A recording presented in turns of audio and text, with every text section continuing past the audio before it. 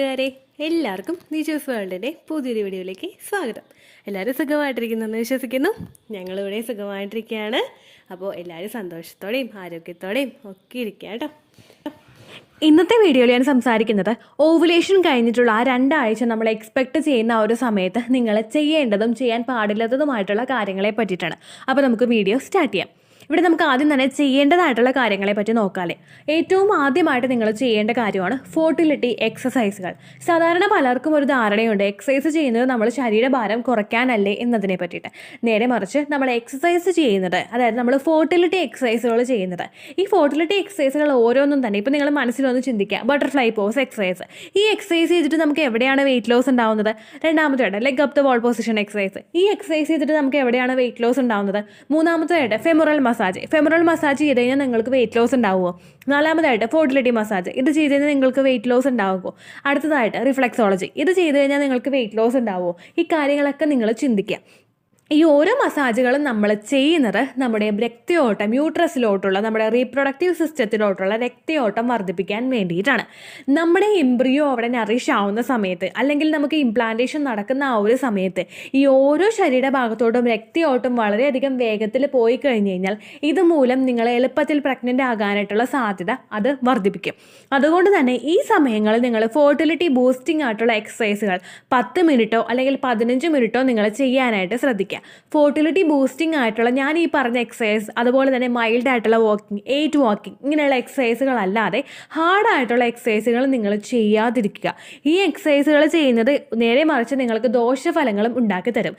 Mild ആയിട്ടുള്ള എക്സസൈസുകൾ, ഫോർട്ടിലിറ്റി boosting ആയിട്ടുള്ള എക്സസൈസുകൾ നിങ്ങൾ ചെയ്ത് കഴിഞ്ഞ് കഴിഞ്ഞാൽ ഇതുമൂലം നിങ്ങൾ പ്രഗ്നൻ്റ് ആകാനായിട്ടുള്ള സാധ്യത അത് വളരെയധികം കൂട്ടും.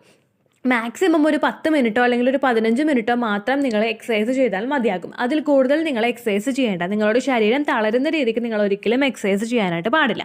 അപ്പോൾ ഫോർട്ടിലിറ്റി എക്സസൈസ് നമ്മൾ ഓവുലേഷൻ നടന്നു കഴിഞ്ഞിട്ടുള്ള ആ ഒരു സമയങ്ങളിൽ നിങ്ങളിപ്പോൾ ലെഗ് അപ്പ് ദ വാൾ നിങ്ങൾ ചെയ്യുന്നു എന്ന് നിങ്ങൾ ഒന്ന് ചിന്തിക്കുക. Leg up the wall position എന്ന് പറയുന്നത് നമ്മൾ നമ്മുടെ കാലുയർത്തി മതിലിലോട്ട് വെച്ചിട്ട് നമ്മൾ ആ മതിലിനോട് ചേർന്ന് കിടക്കുന്ന ഒരു എക്സസൈസ് ആണ്. നമ്മൾ നോർമലി ചിന്തിച്ചാൽ നമുക്ക് മനസ്സിലാകും ഈ ഒരു രക്തയോട്ടം നമ്മുടെ ശരീരത്തിൻ്റെ ആ ഒരു ഭാഗത്തേക്ക്, നമ്മുടെ നടുക്കുള്ള ഒരു ഭാഗത്തേക്കായിരിക്കും ഏറ്റവും കൂടുതൽ വരുന്നത്. നമ്മുടെ ആ കാലിൻ്റെ സ്റ്റാർട്ടിങ് തുടങ്ങുന്ന ആ ഭാഗത്തായിരിക്കും നമ്മുടെ ആ യൂട്രസ്, അതുപോലെ തന്നെ നമ്മുടെ ഫലോപ്പിയൻ ട്യൂബ്, നമ്മുടെ ഓവറീസ് ഒക്കെ സ്ഥിതി ചെയ്യുന്നത്. ഈ ഓരോ ഭാഗത്തോട് രക്തയോട്ടം കൃത്യമായിട്ടുള്ള രീതിക്ക്, അതായത് നമ്മുടെ ഇരട്ടി ഒരു ഫ്ലോയിൽ അങ്ങോട്ട് പമ്പ് ചെയ്ത് പോയി കഴിഞ്ഞ് കഴിഞ്ഞാൽ ഇതുമൂലം അവരുടെ ആക്ടിവിറ്റീസ് കൃത്യമായിട്ട് ഗ്രോ ആകുന്നതിനും കൃത്യമായിട്ട് നടക്കുന്നതിനും, അതുപോലെ തന്നെ നമ്മുടെ ആ ഒരു എംബ്രിയോയെ ഒന്ന് നറിഷ് ചെയ്യുന്നതിനും ഇംപ്ലാന്റേഷൻ സക്സസ്ഫുൾ ആവുന്നതിനും ഇത് സഹായിക്കുന്നു. അപ്പോൾ ഓവുലേഷൻ കഴിഞ്ഞിട്ടുള്ള സമയങ്ങളിൽ നിങ്ങൾ ഫോർട്ടിലിറ്റി എക്സസൈസ് ചെയ്യാനായിട്ട് മസ്റ്റായിട്ട് ശ്രദ്ധിക്കുക കേട്ടോ. അതുപോലെ തന്നെ ഡെയിലി ഫ്രൂട്ട്സ്, വെജിറ്റബിൾസ്, നട്ട്സ് ഇവയെല്ലാം നിങ്ങൾ മസ്റ്റായിട്ട് കഴിക്കുക. ഒരു പച്ചക്കറി അല്ലെങ്കിൽ ഒരു പഴവർഗ്ഗം, അതല്ലെങ്കിൽ നിങ്ങൾ ഡ്രൈ ഫ്രൂട്ട്സ്, നട്ട്സ്, ഇത് നിങ്ങൾ ഒരു ദിവസത്തിൽ എടുത്തിട്ടുണ്ട് എന്ന് ഉറപ്പുവരുത്തുക. അധികം വിലയൊന്നും ഇല്ലാത്ത, നിങ്ങളിപ്പോൾ സാധാരണക്കാരായിട്ടുള്ള ആളുകളും ഒക്കെ വീഡിയോ കേൾക്കുന്നുണ്ടാവുമല്ലോ. എല്ലാ ദിവസവും വെജിറ്റബിൾസ്, ഫ്രൂട്ട്സ് അല്ലെങ്കിൽ എല്ലാ ദിവസവും നട്ട്സ് എന്ന് പറയുമ്പോൾ പലർക്കും അഫോർഡ് ചെയ്യാനായിട്ട് പറ്റുന്നുണ്ടാവില്ല. നേരെ മറിച്ച് നിങ്ങളെ കൊണ്ട് ഇപ്പോൾ വെള്ളം കുടിക്കാനായിട്ട് സാധിക്കുന്നു ുള്ളെങ്കിൽ നിങ്ങൾ വെള്ളം കുടിക്കുന്നതിൻ്റെ അളവ് നിങ്ങളുടെ ശരീരത്തിൽ ഇരട്ടിയാക്കുക. അതുപോലെ പച്ചക്കറികൾ, എല്ലാ ദിവസവും നമ്മുടെ വീട്ടിൽ വെജിറ്റബിൾസ് ഉണ്ടാവില്ല. ആ വെജിറ്റബിൾസ് നിങ്ങൾ നല്ലതുപോലെ കഴിക്കാനായിട്ട് ശ്രദ്ധിക്കുക. റൈസ് കുറച്ചിട്ട് നിങ്ങൾ വെജിറ്റബിൾസ് കൂട്ടുക. അതായത് കറി കൂടുതലായിട്ട് കഴിക്കുക, നമ്മുടെ റൈസ് കുറവായിട്ടും കഴിക്കുക കേട്ടോ. അങ്ങനെ ചെയ്യുന്നത് നിങ്ങൾ ആ ഒരു ഫെർട്ടിലിറ്റി ഇൻക്രീസ് ചെയ്യുന്നതിനും പ്രഗ്നൻ്റ് ആവാനായിട്ടുള്ള സാധ്യത ഇൻക്രീസ് ചെയ്യുന്നതിനും നിങ്ങളെ സഹായിക്കും. ഇനി നമ്മൾ ചെയ്യാൻ പാടില്ലാത്ത കാര്യങ്ങൾ എന്തൊക്കെയാണെന്ന് നമുക്ക് നോക്കാം. ചെയ്യാൻ പാടില്ലാത്ത കാര്യങ്ങളാണ് നിങ്ങളെല്ലാവരും ഏറ്റവും കൂടുതൽ ചെയ്യുന്നത്. അത് നിങ്ങൾ ഈ വീഡിയോ കേട്ട് കഴിഞ്ഞാൽ നിങ്ങൾക്ക് മനസ്സിലാവുകയും ചെയ്യും. ഫസ്റ്റ് സ്ട്രെസ് ഇല്ലാതിരിക്കുക. നിങ്ങളെ കൊണ്ട് ചെയ്യാൻ പറ്റുമോ? ഞാൻ ചലഞ്ച് ചെയ്യുന്നു, നിങ്ങളെ കൊണ്ട് ചെയ്യാൻ പറ്റുമോ എന്ന് നിങ്ങൾ നോക്കുക. സ്ട്രെസ് ഇല്ലാതെ നിങ്ങൾക്ക് ഇരിക്കാൻ പറ്റുമോ? ഇതെൻ്റെ ചലഞ്ചാണ്. നിങ്ങൾ എത്ര പേര് അക്സെപ്റ്റ് ചെയ്യുന്നത് നമുക്ക് നോക്കാം. ഓവുലേഷൻ കഴിഞ്ഞിട്ടുള്ള സമയങ്ങളിൽ പീരിയഡ്സ് ആവുകയോ പ്രഗ്നൻസി ആവുകയോ ഇന്നൊന്നും നിങ്ങൾ ആലോചിച്ച് ടെൻഷൻ അടിക്കാതിരിക്കുക. ആ ഒരു സമയം നിങ്ങൾ ഡെയിലി വെറുതെ വിട്ടോളാം. എന്ത് സ്ട്രെസ് ഉണ്ടോ, എന്ത് ടെൻഷൻ ഉണ്ടോ, അത് മാറ്റാൻ, അത് ഓവർകം ചെയ്യാൻ നിങ്ങൾക്ക് എന്ത് ചെയ്യാൻ പറ്റുമോ അത് നിങ്ങൾ ചെയ്യുക. പ്രാർത്ഥന ചെയ്യുക. പ്രാർത്ഥനയാണെങ്കിൽ നിങ്ങൾ പ്രാർത്ഥിക്കുക. നിങ്ങൾ പാട്ട് കേൾക്കുക. നിങ്ങളിപ്പോൾ ട്രോൾസ് കണ്ട് നമുക്ക് ഒരുപാട് ചിരിക്കാം. ട്രോൾസ് ചെയ്യുക, ബുക്ക് വായിക്കുക, പടം വരയ്ക്കുക, എന്താണോ നിങ്ങൾക്ക് ഇഷ്ടം അത് നിങ്ങൾ കൂടുതലായിട്ട് ചെയ്യുക കേട്ടോ. സ്ട്രെസ് ഇല്ലാതിരിക്കാനായിട്ട് പ്രത്യേകം ശ്രദ്ധിക്കുക. അടുത്തതായിട്ട് നിങ്ങൾ ചെയ്യേണ്ട കാര്യം, നിങ്ങൾ ആ ഒരു ഓവുലേഷൻ നടക്കുന്ന ആ ഒരു സമയത്തൊക്കെ, അല്ലെങ്കിൽ ആ ഒരു പീരിയഡ്സ് നിങ്ങൾ പ്രഗ്നൻസി എക്സ്പെക്ട് ചെയ്യുന്ന ആ ഒരു സമയത്തൊക്കെ നിങ്ങൾ പുറത്തു നിന്ന് ഭക്ഷണം കഴിക്കുന്നത് മാക്സിമം അവോയ്ഡ് ചെയ്യുക. പുറത്തു നിന്നുള്ള fast food, junk food, processed food, package food, അതുപോലെ സ്പൈസി ആയിട്ടുള്ള ഭക്ഷണങ്ങളൊക്കെ കഴിക്കുന്നത് നിങ്ങൾ കംപ്ലീറ്റ് ആയിട്ട് അവോയ്ഡ് ചെയ്യുക. നിങ്ങളുടെ വീട്ടിൽ തന്നെ ഓവറായിട്ട് സ്പൈസി ആയിട്ടുള്ള ഭക്ഷണങ്ങൾ നിങ്ങൾ കഴിക്കുന്നുണ്ടെങ്കിൽ അതും നിങ്ങളൊന്ന് കുറച്ചോളുക. കാരണം ഈ ഓരോ കാര്യങ്ങളും നമ്മളുടെ ആ ഒരു ഇംപ്ലാന്റേഷൻ ഫെയിൽ ആകുന്നതിന് കാരണമാവുന്നവയാണ്. മാക്സിമം നിങ്ങൾ വീട്ടിൽ തന്നെ ഭക്ഷണം ഉണ്ടാക്കി കഴിക്കുക. അത് എരിവ് അധികമൊന്നും ചേർക്കാതെ, എന്നാൽ എരിവില്ലാത്ത രീതിക്കൊന്നും അല്ല കേട്ടോ. ചിലവരൊക്കെ ഭക്ഷണം ഉണ്ടാക്കുമ്പോൾ നമുക്കറിയാൻ പറ്റില്ല, ഒരുപാട് എരിവ് ഇഷ്ടപ്പെടുന്നവരുണ്ടാക്കും. അങ്ങനെയുള്ളവരൊക്കെ ഒന്ന് എരിവൊക്കെ ഒന്ന് കുറച്ചിട്ടുള്ള ഭക്ഷണങ്ങൾ നിങ്ങൾ കഴിക്കാനായിട്ട് ശ്രദ്ധിക്കുക കേട്ടോ. അടുത്ത നിങ്ങൾ ശ്രദ്ധിക്കേണ്ട കാര്യം, ലോങ് ട്രാവൽ ചെയ്യുന്നത് അവോയ്ഡ് ചെയ്യുക. നിങ്ങളുടെ ചുറ്റുവട്ടത്താണെങ്കിലും പരിസരത്താണെങ്കിലും ട്രാവൽ ചെയ്യുമ്പോഴേക്കും നിങ്ങൾ എക്സ്ട്രീം കെയർ കൊടുക്കുക. ട്രാവൽ ചെയ്യുമ്പോൾ കെയർ കൊടുക്കാനായിട്ട് പറയുന്നത് എന്തിനാണെന്ന് വെച്ച് കഴിഞ്ഞാൽ, ഓരോരുത്തരുടെ ശരീര പ്രകൃതിയും ഡിഫറൻ്റ് ആണ്. ഇപ്പോൾ എൻ്റെ പ്രഗ്നൻസിയിൽ, എൻ്റെ ഫസ്റ്റ് പ്രഗ്നൻസിയിലും എൻ്റെ സെക്കൻഡ് പ്രഗ്നൻസിയിലും ഞാൻ പ്രഗ്നൻ്റ് ആണ് എന്നറിയുന്നതിന് മുൻപ് ഒരുപാട് ട്രാവൽ ചെയ്തിട്ടുണ്ട്. പക്ഷേ എൻ്റെ പ്രഗ്നൻസി അബോട്ടായി പോയിട്ടില്ല. എനിക്ക് പ്രഗ്നൻസിയിൽ കോംപ്ലിക്കേഷനും ആ ട്രാവൽ ചെയ്തതുകൊണ്ട് എനിക്ക് ഉണ്ടായിട്ടില്ല. നേരെ മറിച്ച് എൻ്റെ ഒരു റിലേറ്റീവ് ഉണ്ടായിരുന്നു. പുള്ളിക്കാരി ഒരു ഏജ്ഡ് ആയിരുന്നു, അതായത് ഒരു 30 years ഒക്കെ ആയപ്പോഴാണ് കൺസീവ് ആയത്. പക്ഷേ ബൈക്ക് യാത്ര ചെയ്തതിൻ്റെ ഭാഗമായിട്ട് ഫസ്റ്റ് പ്രഗ്നൻസി മിസ്കാരേജ് ആയി പോയിട്ടുണ്ട്. അപ്പോൾ അങ്ങനെ സംഭവിക്കുന്ന ഒരുപാട് പേരുണ്ട്. നമ്മൾ ഒരുപാട് ട്രാവൽ ചെയ്തിട്ട് പ്രശ്നങ്ങളൊന്നും ഇല്ലാതെ കൺസീവ് ആയിട്ട് ആ ഒരു നോർമൽ പ്രഗ്നൻസി കംപ്ലീറ്റ് ആയിട്ട് ചെയ്തവരും ഒരുപാട് പേരുണ്ട്. എൻ്റെ ഒരു ഫ്രണ്ട് ഉണ്ടായിരുന്നു. പുള്ളിക്കാരി ഇത്തിരി ജോലി ചെയ്യാനായിട്ട് ആ ഒരു സിറ്റുവേഷൻ ഉണ്ടായിരുന്നു. കാരണം പുള്ളിക്കാരിക്ക് ജോലി ചെയ്യാതെ വീട്ടിൽ നിൽക്കാനായിട്ട് പറ്റാത്ത സാഹചര്യം ഉള്ളതുകൊണ്ട് ആ ഒരു ത്രൂ ഔട്ട് ഒരു 8 months വരെ പുള്ളിക്കാരി 2 wheeler ജോലിക്ക് പോയിക്കൊണ്ടിരുന്നത്. സ്വന്തമായിട്ട് ഡ്രൈവ് ചെയ്തായിരുന്നു ജോലിക്ക് പോയിക്കൊണ്ടിരുന്നത്. അങ്ങനെ ജോലി ചെയ്യുന്നവരുമുണ്ട്. പക്ഷേ ഫെർട്ടിലിറ്റി മെഡിസിൻസും അതുപോലെ ട്രീറ്റ്മെൻറ്റും ഒക്കെ എടുത്തിട്ട് കൺസീവ് ആകാനായിട്ട് ട്രൈ ചെയ്യുന്നവരാണ് നിങ്ങളെങ്കിൽ, നിങ്ങൾ ആ ഓവുലേഷൻ കഴിഞ്ഞതിന് ശേഷം ഒന്ന് ട്രാവൽ ചെയ്യുമ്പോൾ ശ്രദ്ധിക്കുക. നമ്മളുടെ റോട്ടിൽ കൂടിയിട്ടുള്ള യാത്ര എത്ര അധികം മോശമാണെന്ന് നിങ്ങൾക്ക് എല്ലാവർക്കും അറിയാം. ഒരുപാട് ഗട്ടറും അതുപോലെയുള്ള പ്രശ്നങ്ങളും ഒക്കെ നമ്മുടെ റോട്ടിലുണ്ട്. അതുകൊണ്ട് തന്നെ നിങ്ങൾ ട്രാവൽ ചെയ്യണത് അത്രയും നിങ്ങൾക്ക് അവോയ്ഡ് ചെയ്യാൻ പറ്റാത്ത കാര്യമാണെങ്കിൽ, ഇപ്പോൾ ജോലിക്ക് പോകുന്നവർക്ക് ഇംപ്ലാന്റേഷൻ സമയത്ത് ലീവ് എടുത്ത് വീട്ടിലിരിക്കാനായിട്ട് എല്ലാ മാസവും പറ്റില്ല.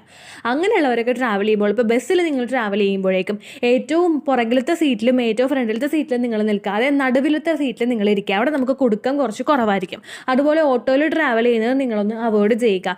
2 wheelerലാണെങ്കിൽ നിങ്ങൾ എക്സ്ട്രീം കെയർ എടുത്തിട്ട് നിങ്ങൾ ട്രാവൽ ചെയ്യുക. കാറിലാണെങ്കിൽ നിങ്ങളിപ്പോൾ ട്രാവൽ ചെയ്യുന്നതിൻ്റെ സമയത്ത് കുറച്ചൊന്ന് കുടുക്കമൊക്കെ ഉള്ള റോഡുകളാണെങ്കിൽ ഒന്ന് നിങ്ങൾ സ്ലോവിൽ നിങ്ങൾ വണ്ടി ഓടിക്കുക.